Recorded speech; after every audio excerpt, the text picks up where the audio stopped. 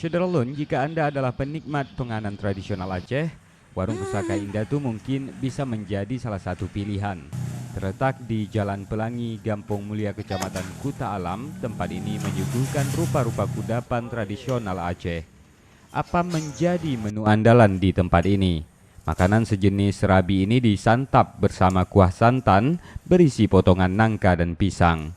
5 orang koki mulai menyiapkan penganan sejak lepas subuh. Diawali dengan memasak kuah santan yang menjadi pelengkap untuk hampir semua kudapan dan dilanjutkan dengan memasak apam, bupaih, putu ayam, dan kolak. Letak dapur yang menempel di belakang warung serta proses pembuatan yang hanya memakan waktu hitungan menit memungkinkan Muklis Abu Bakar, sang pemilik warung, menyajikan kudapan dengan sistem cepat saji kepada para pelanggan. Dan cukup membayar Rp5.000 saja Anda sudah bisa menikmati seporsi kudapan tradisional Aceh itu. Dari Banda Aceh, Nurul Hayati, Serambi On TV.